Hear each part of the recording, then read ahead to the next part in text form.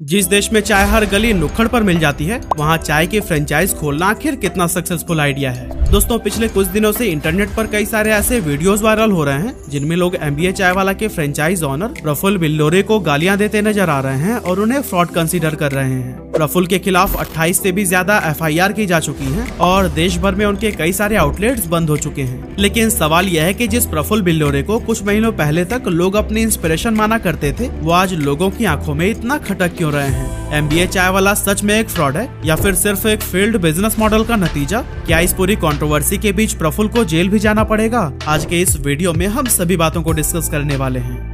दोस्तों, सबसे पहले तो मैं यह क्लियर कर देना चाहता हूँ कि ये वीडियो एमबीए चाय वाला के ऑनर प्रफुल्ल पर कोई पर्सनल अटैक नहीं है, बल्कि आज हम सिर्फ इनके बिजनेस मॉडल को एनालाइज करने वाले हैं और इसके फेल होने का कारण ढूंढने वाले हैं। तो दोस्तों, प्रफुल्ल जब 14 जनवरी 1996 को एमपी के धार में पैदा हुए, तब वो एक मिडिल क्लास फैमिली से बिलोंग करते थे और जैसा कि एक टिपिकल मिडिल क्लास फैमिली में होता है, उनके पेरेंट्स भी चाहते थे कि वो पढ़ लिख कर कोई अच्छी सी जॉब कर लें। लेकिन प्रफुल्ल हमेशा से ही बिजनेस करने और एंटरप्रेन्योर बनने का सपना देखा करते थे। 20 साल की उम्र में वो कैट के एग्जाम में फेल हो जाते हैं और उन्हें अपने करियर का पहला मेजर सेटबैक मिलता है। प्रफुल्ल एमबीए करने के लिए आईआईएम अहमदाबाद जाना चाहते थे, जो कि उनके पिता का भी सपना था। लेकिन फैमिली प्रेशर की वजह से उन्हें एक प्राइवेट कॉलेज ज्वाइन करना पड़ जाता है। पर यहाँ पर प्रफुल्ल का पढ़ाई में बिल्कुल भी मन नहीं लगता है और इसी को देखते हुए वो कॉलेज छोड़ देते हैं। अब दोस्तों, आपको बता दूं कि प्रफुल्ल इस दौरान मैकडॉनल्ड्स में भी जॉब कर रहे थे, लेकिन उन्हें वो काम कुछ खास पसंद नहीं आता और इसी वजह से करीब 50 दिनों तक मैकडॉनल्ड्स में काम करने के बाद वो अपनी जॉब छोड़ देते हैं और आईआईएम अहमदाबाद के पास ही एक चाय का स्टॉल खोल लेते हैं। अब पहले दिन तो उन्हें 1 रुपए की भी कमाई नहीं होती है, लेकिन दूसरे दिन वो 300 रुपए कमा लेते हैं और इस तरह से प्रफुल्ल बिल्लोरे का चाय का बिजनेस शुरू हो जाता है। धीरे धीरे वो पॉपुलर होने लगते हैं और उनकी सेल्स हजारों में पहुंच जाती है। अब प्रफुल्ल इसका फायदा उठाते हैं और सोशल मीडिया पर भी अपनी अच्छी खासी ब्रांड आइडेंटिटी बना लेते हैं। साथ ही साथ वो एमबीए चाय वाला का फ्रेंचाइज बिजनेस भी शुरू कर देते हैं, जो कि स्टार्टिंग में बहुत सक्सेसफुल साबित होता है।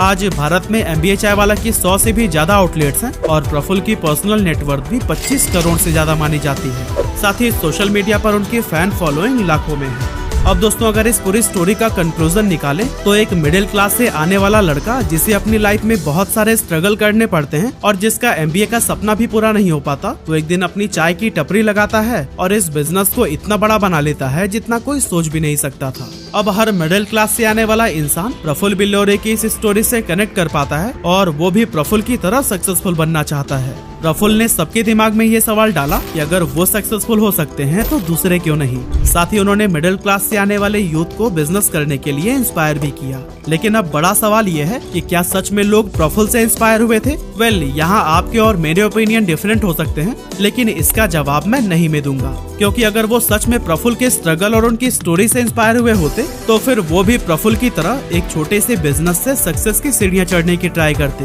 पर वो प्रफुल्ल के स्ट्रगल से नहीं, बल्कि उनके सक्सेस और उनके पैसे से इंस्पायर हुए थे। और दोस्तों, यहीं पर प्रफुल्ल लोगों के सामने 2 ऑप्शंस रखते हैं, जो कि मिडिल क्लास से आने वाले यूथ को और भी कंफ्यूज कर देता है। प्रफुल्ल कहते हैं कि या तो आप खुद उनकी तरह स्ट्रगल करते रहें या फिर उनकी फ्रेंचाइजी लेकर पहले दिन से ही कमाई शुरू कर दी। और दोस्तों, ह्यूमन साइकोलॉजी यही होती है कि हम हमेशा आसान रास्ते को ही चूज करते हैं और यहाँ पर भी लोगों ने ऐसा ही किया। लोगों ने बिना सोचे समझे बैंक से लाखों का लोन उठाया और एमबीए चाय वाला की फ्रेंचाइज को खरीद लिया।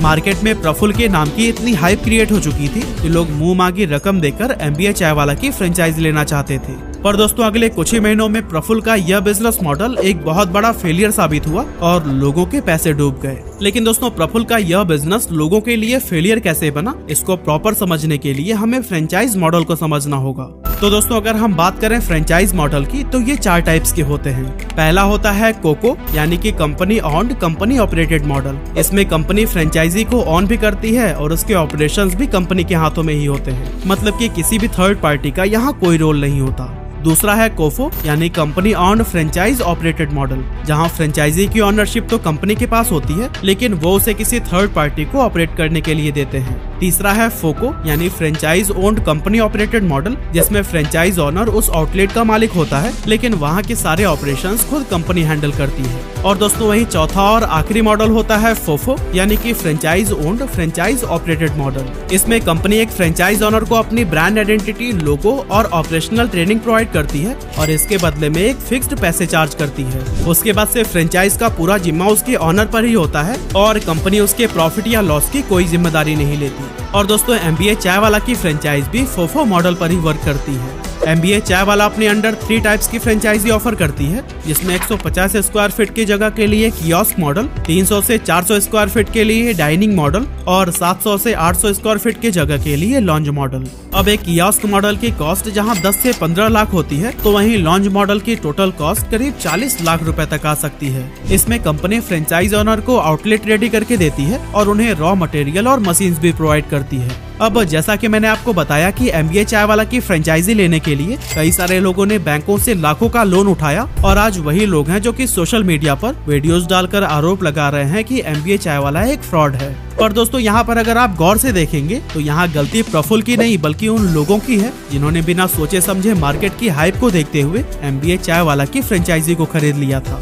MBA चाय वाला के बिजनेस मॉडल में पहले दिन से ही फ्लॉज थे, लेकिन लोग उन्हें समझ ही नहीं पाए। अगर प्रफुल्ल का यही बिजनेस चाय की बजाय कॉफी, बर्गर या फिर पिज्जा का होता तो शायद ये इतनी बुरी तरह से फेल नहीं होता, लेकिन प्रॉब्लम खुद चाय के बिजनेस में थी।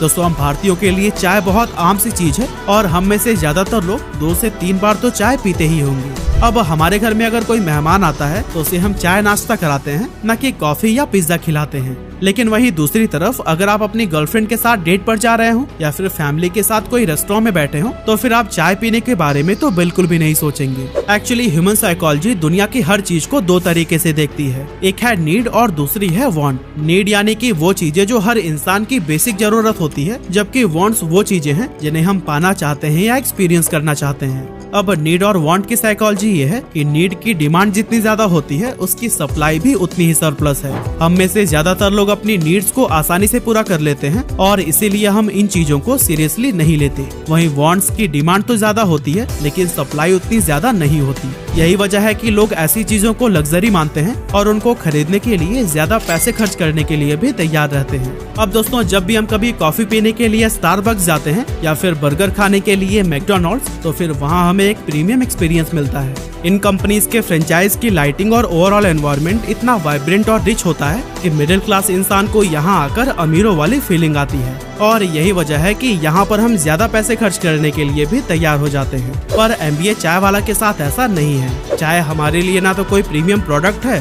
और ना ही इसकी फ्रेंचाइज में आकर लोगों को रिच फील होता है। अब जैसा कि मैंने आपको पहले ही बताया था कि प्रफुल्ल बिल्लोरे से इन्फ्लुएंस होने वाले ज्यादातर लोग मिडिल क्लास से आते हैं, जो कि लाइफ में कुछ बड़ा कर पाए या नहीं लेकिन सपने बड़े जरूर देखते हैं। अगर हम प्रफुल्ल की ऑडियंस पर नजर डालें तो इनमें से 85 to 90% लोग छोटे शहरों और गाँव से आने वाले हैं, जबकि सिर्फ 10 से 15% लोग ही बड़े शहरों में रहते होंगे। छोटे शहरों से आने वाले ये लोग नुक्कड़ पे मिलने वाली चाय पीना पसंद करते हैं, जिसकी कीमत 5 से 10 रुपए होती है। लेकिन MBA चाय वाला उसी चाय को 50 से 100 रुपए में बेच रहा है, जो कि मिडिल क्लास के हिसाब से एक प्रीमियम कैटेगरी का प्रोडक्ट बन जाता है। अब प्रफुल्ल बिल्लोरे की स्टोरी से इंस्पायर होकर लोग शुरुआत में 1-2 बार ये देखने तो जरूर आते हैं कि MBA चाय वाला में आखिर खास क्या है, लेकिन मिडिल क्लास इंसान 50 से 100 रुपए की चाय पीने हर रोज नहीं आने वाला। अब दोस्तों शार्क टैंक इंडिया देखने के बाद आप यह तो समझ ही गए होंगे कि कोई भी ब्रांड तभी सक्सेसफुल हो सकता है जब उसके पास कोई USP यानी कि यूनिक सेलिंग पॉइंट हो। सिंपल वर्ड्स में कहूँ तो जब भी किसी ब्रांड के पास कुछ ऐसा होता है जो कि उनके कॉम्पिटिटर्स के पास नहीं है, तो लोग अपने आप ही उस ब्रांड की ओर अट्रैक्ट होने लगते हैं। लेकिन दोस्तों चाय के बिजनेस में क्या USP हो सकती है,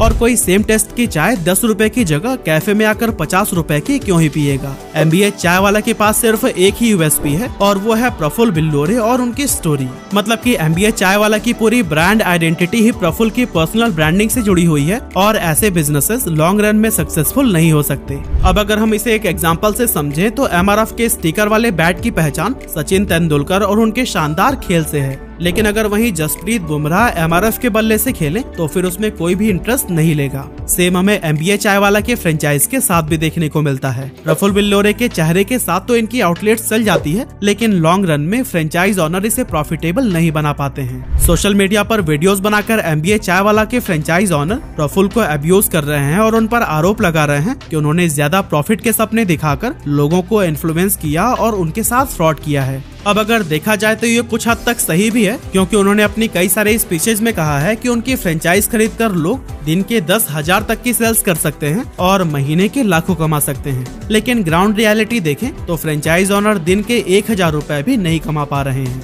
तो अब सवाल उठता है कि क्या प्रफुल्ल बिल्लोरे को इसके लिए जेल जाना पड़ सकता है और क्या उन्हें फ्रेंचाइज ओनर के पैसे लौटाने पड़ेंगे। अब दोस्तों, जैसा कि मैंने आपको बताया, MBA चाय वाला फोफो बिजनेस मॉडल पर चलता है, जिसमें कंपनी का काम फ्रेंचाइज इन्वेस्टर्स को फ्रेंचाइज एस्टेब्लिश करके देना होता है और उन्हें रॉ मटेरियल, इंफ्रास्ट्रक्चर और नेसेसरी ट्रेनिंग प्रोवाइड करनी होती है। लेकिन इसके बाद से कंपनी की कोई गारंटी नहीं होती है कि फ्रेंचाइज प्रॉफिट करेगी या फिर लॉस। प्रफुल्ल ने अपनी स्पीचेज में जो भी वादे किए हों, पर रिटन डॉक्यूमेंट में उन्होंने फ्रेंचाइज ऑनर्स को कोई भी प्रॉफिट की गारंटी नहीं दी थी। साथ ही उनकी फ्रेंचाइज फी भी नॉन रिफंडेबल होती है, जिसे कि वापस नहीं किया जाएगा।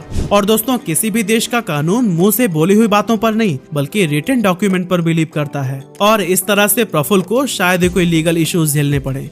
तो दोस्तों, मतलब यह है कि प्रफुल्ल पहले दिन से ही सेफ साइड पर थे और उन्होंने टेक्निकली कोई फ्रॉड नहीं किया है। इन्वेस्टर्स ने ज्यादा प्रॉफिट के लालच में मार्केट की हाइप को देखते हुए MBA चाय वाला की फ्रेंचाइज खरीदी और खुद का ही लॉस करा बैठे। तो दोस्तों, इस पूरे सिनारियो से हमें यही सीखने को मिलता है कि हमें कभी भी इमोशन में आकर कोई भी चीज नहीं खरीदनी चाहिए। इन्वेस्टमेंट चाहे किसी भी प्रकार का हो, हमें उसमें पैसे लगाने से पहले कंप्लीट रिसर्च करनी चाहिए, एक्सपर्ट्स की राय लेनी चाहिए और सबसे जरूरी, हमें किसी के द्वारा कही गई बातों पर आंख बंद करके भरोसा नहीं करना चाहिए। और यही एक सक्सेसफुल एंटरप्रेन्योर की क्वालिटी होती है। बाकी आप आज तक MBA चाय वाला के आउटलेट पर गए हैं या फिर नहीं, और अगर गए हैं तो वहाँ आपको क्या खास लगा, कमेंट करके जरूर बताइएगा।